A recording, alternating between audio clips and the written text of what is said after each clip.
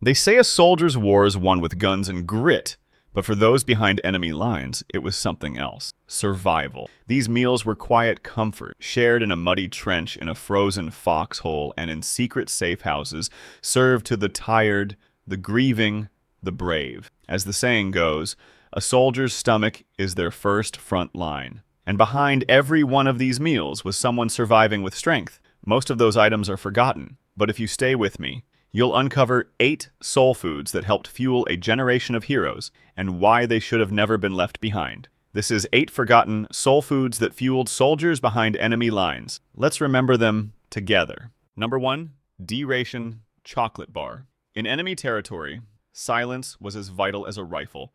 Soldiers moved for hours without fire, without sound, with nothing but the weight of frost pressing into their bones. Hunger hollowed them out, but lighting a stove or boiling rations meant revealing their position.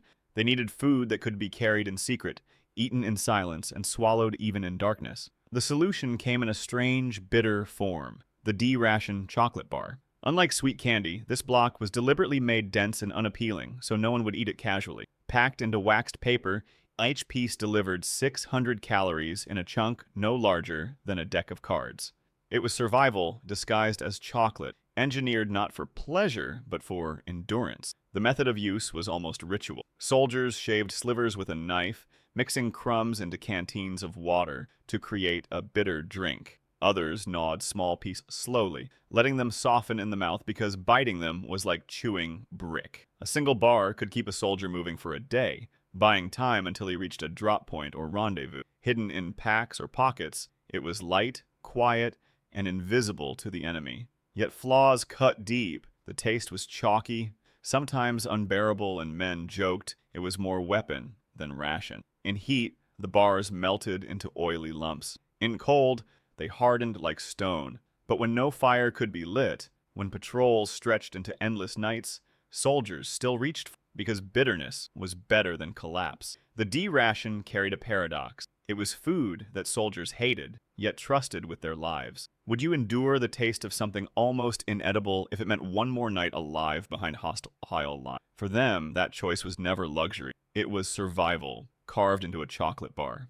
Number 2, hardtack and compressed biscuits. Behind enemy lines, bread was a dream. Bakeries were bombed, flour was rationed, and ovens were too loud or too visible for covert patrols. Soldiers needed something light, durable, and silent. Food that would not rot, mold, or crumble under weeks of marching. Hunger wasn't patient, and fresh loaves were impossible. The answer lay in hardtack and compressed biscuits. These weren't soft meals. They were slabs of survival, made from nothing but flour, water, and salt, baked until rock hard.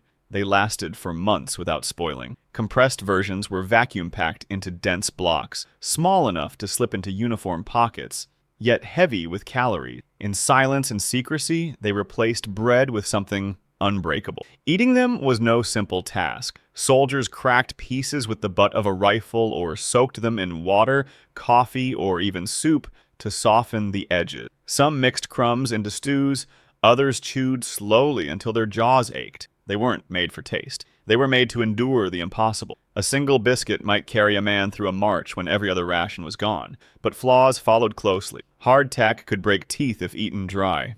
Its flavor was bland, almost metallic, and morale dipped every time men stared at another pale square. Moisture turned it into mush, pests sometimes infested stored packs, and monotony wore down spirits. Yet when soldiers weighed disgust against starvation, choice disappeared, hardtack remained. The twist was its double life. Soldiers cursed it, but they carried it as carefully as ammunition. Families at home baked similar biscuits, sending them in parcels overseas. What was mocked in daylight became salvation at midnight. Would you risk breaking your teeth just to silence hunger?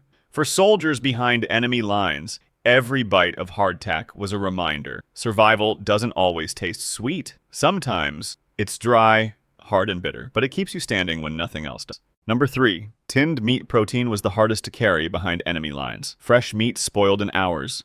Smoke from cooking gave away positions, and hunting was nearly impossible under patrols.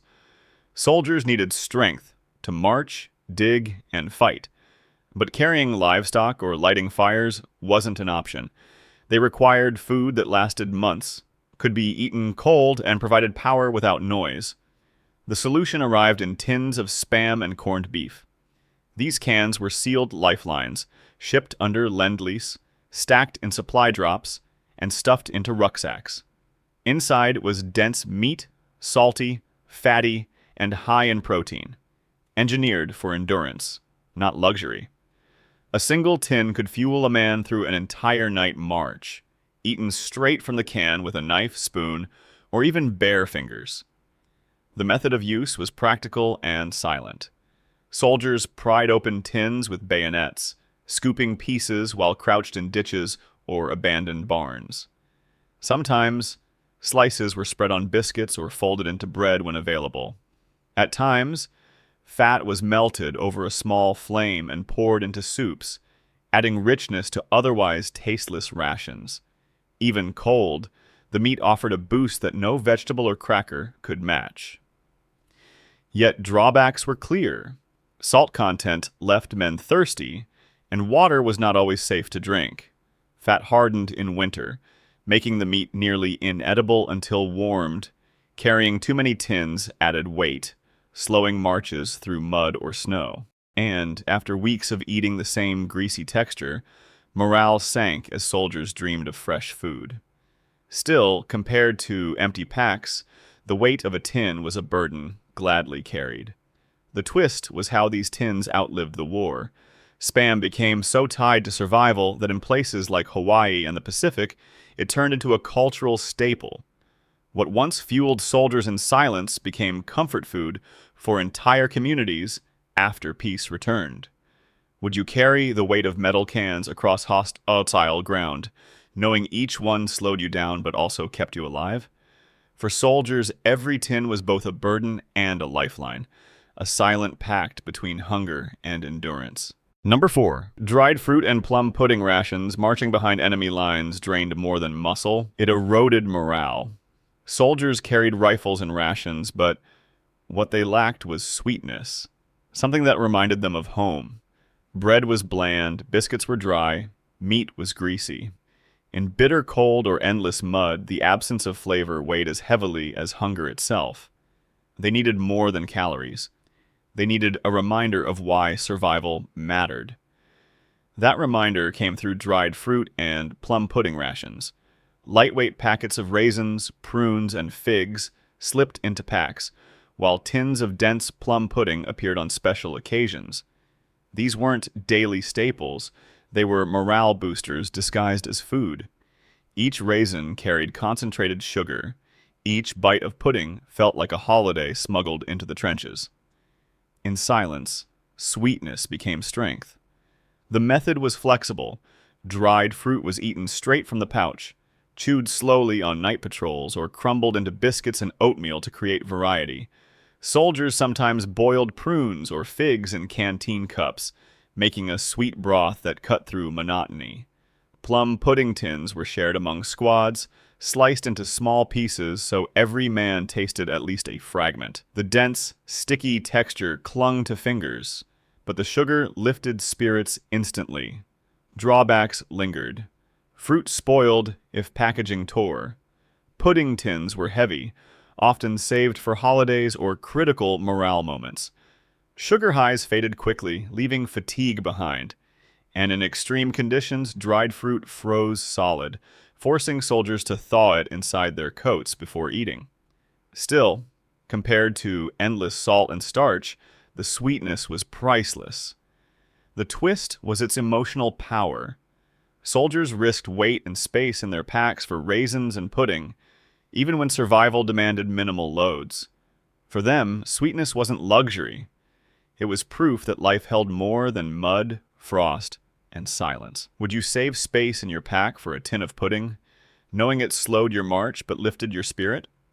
For those behind enemy lines, that decision often kept morale alive when everything else tried to crush it. Number 5. Powdered coffee and cocoa packs. Exhaustion was the silent enemy. Long marches in frozen forests, endless nights in foxholes, and days without proper rest drained men faster than hunger itself.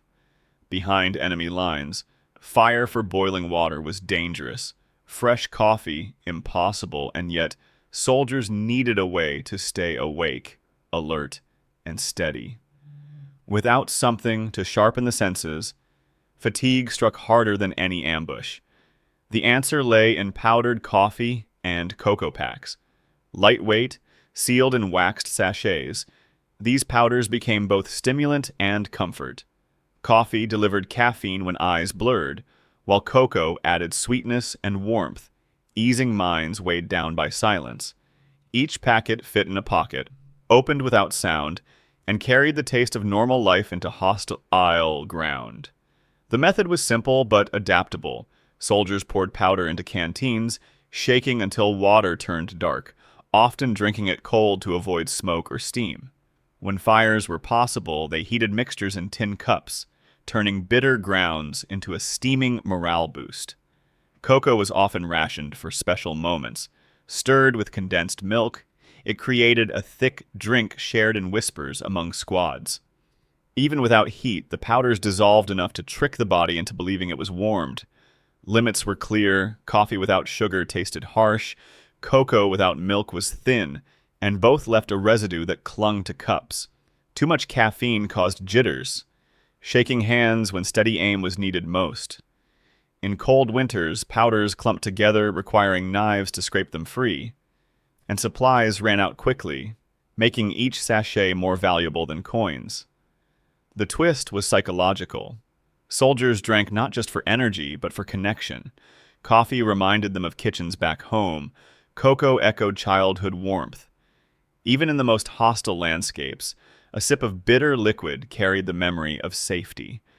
Would you risk carrying a pouch of powder across enemy ground, knowing its only gift was alertness and fleeting comfort? For soldiers, each packet was more than a drink. It was a shield against despair, brewed from nothing but dust and water. Number 6. Dehydrated soups and stews. Cold gnawed at more than the skin. It reached into the stomach. Behind enemy lines, meals were scarce, and chewing dry biscuits or biting hardtack only scraped empty hunger. Soldiers longed for something warm, something that spread heat from the inside out. But cooking fires drew attention. Fresh vegetables didn't exist, and carrying heavy tins meant slowing the march. They needed a meal light enough to pack, silent enough to prepare, and filling enough to fight despair. The answer appeared in dehydrated soups and stews.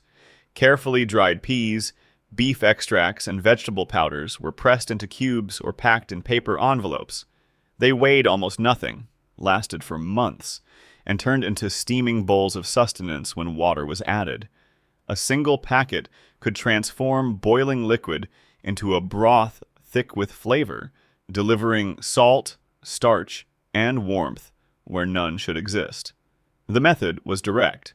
Soldiers poured powders or cubes into cups, stirred with bayonets or spoons, and drank the liquid hot if fire was possible. Sometimes the mixture was eaten cold, just dissolved in canteens, forming a gritty paste swallowed in gulps. When extra rations allowed, crumbs of biscuit or slices of meat were dropped into the broth, stretching one packet into a shared meal. Even the steam rising from a tin cup felt like a victory, fogging glasses and warming faces in the frozen dark. But weaknesses followed. Fires risked detection, and without heat the soups lost much of their comfort. Powder clumped in damp air, turning to lumps too stubborn to dissolve. Salt levels were high, draining canteens faster than expected, and though the flavor beat dry bread, repetition dulled spirits as soldiers drank the same taste for weeks. Still, compared to emptiness, it was a blessing that weighed almost nothing. The twist was its endurance beyond battlefields. Families at home later adopted dehydrated soups as kitchen staples, never knowing they once carried soldiers through silent marches and hidden camps. Would you sip gritty broth from a dented cup, grateful for heat even when taste turned bitter? For soldiers behind enemy lines, each swallow was proof that hunger could be held back for one more night. Number 7. Foraged wild greens and roots. When rations failed and supply lines snapped, soldiers behind enemy lines faced hunger sharper than the cold. Tins ran empty, biscuits crumbled to dust, and meat was long gone. Waiting for resupply meant risking collapse, but moving without food meant surrendering strength to the march. In these moments, survival rested not on issued rations, but on the land itself. The hidden solution lay in foraged wild greens and roots. Nettles, dandelions, sorrel, burdock, and wild onions became unexpected allies. These were plants civilians had relied on for centuries, and now soldiers bent low in forests, fields, and ditches, pulling survival from the soil. Bitter leaves and rough roots gave more than flavor. They gave vitamins that prevented collapse when every other food was gone. The method demanded knowledge and patience. Soldiers plucked young nettle leaves, boiling them into teas that soothed and nourished. Dandelion roots were roasted over embers, ground, and steeped like coffee, providing a dark drink that sharpened spirits. Sorrel leaves added sour tang to stews, balancing the endless salt of preserved meat. Wild onions were eaten raw or chopped into broths, their sharp bite cutting hunger with each swallow. Even acorns, once bitter, were leached and ground into flour, creating makeshift bread on hidden fires. Yet dangers walked hand in hand. Misidentifying plants meant poisoning instead of feeding. Nettles stung hands when handled carelessly. Roots grew tough in frozen ground, demanding time and effort to unearth. And boiling required precious heat. Every wisp of smoke risked discovery. Foraging slowed marches, left trails, and forced soldiers to linger in places where safety was never certain. Still, when packs were empty, the ground became the only larder left. The twist was how foraging became a quiet equalizer. Soldiers trained for combat now searched hedgerows like peasants, learning tricks once dismissed as folk knowledge. In the mud of hidden camps, men who had carried rifles their whole lives now carried handfuls of nettles as carefully as ammunition. Survival had humbled them, teaching that the simplest weeds could mean the difference between standing guard or falling silent forever. Would you crouch in a ditch, hands raw from pulling roots, just to find a mouthful of bitter leaves? For those trapped beyond supply, that decision was not choice. It was necessity written in the soil. In the Number 8. Condensed milk tins. Behind enemy lines, sweetness was almost mythical. Salted meat, dry biscuits, and bitter coffee kept men alive, but did little to lift spirits. Fatigue pressed heavy, and every meal felt like chewing monotony. Soldiers craved not just calories, but something rich and comforting, something that reminded them of kitchens, of home, of warmth that the battlefield had stolen. That comfort came in small metal tins, condensed milk. Thick, sweet, and concentrated, it was one of the few rations that felt like luxury in the mud. Produced in Allied factories and shipped overseas, each can carried more than sustenance. It carried morale. Soldiers prized it so highly that it became currency, traded for favors, bartered for cigarettes, or guarded like treasure at the bottom of a pack.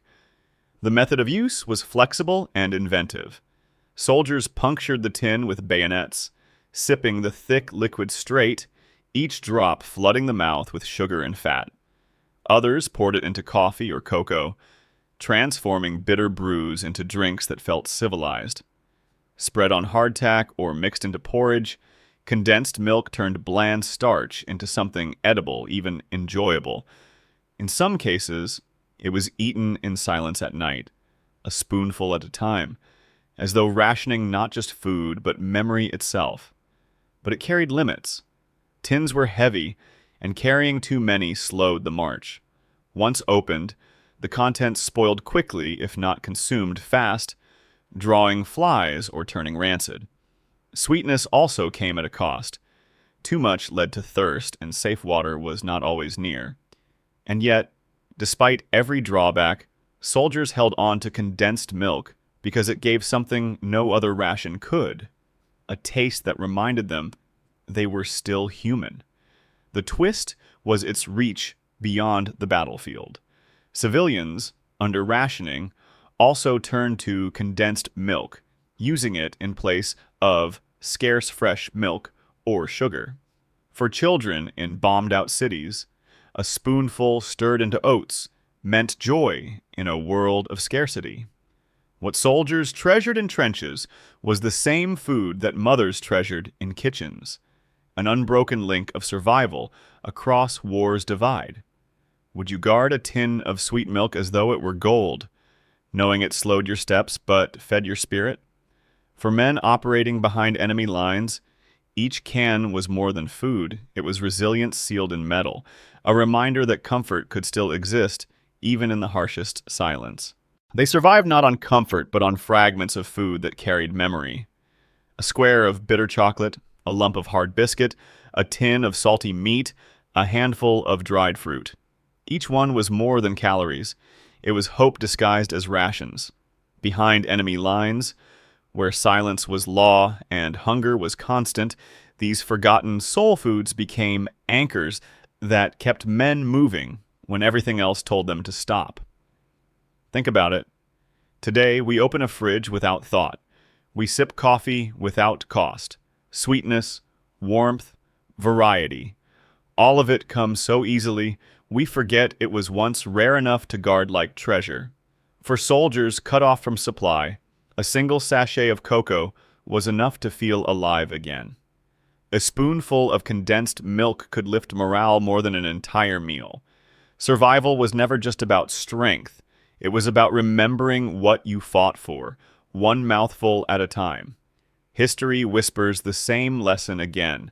Systems fail, luxuries vanish, but knowledge remains. The foods that carried soldiers through hostile nights still hold value today, not because they taste good, but because they prove the power of endurance. When comfort disappears, will you remember how to adapt? Or will the silence of unpreparedness claim you? If you believe these lessons should never be forgotten, if you want to carry the same resilience that once kept soldiers alive in the harshest conditions, then subscribe now. Join those who refuse to depend on fragile systems, who choose preparation over denial, who see history not as the past, but as a guide. Because the next crisis will not ask if you are ready. It will simply arrive. And only those who remember these lessons will endure it.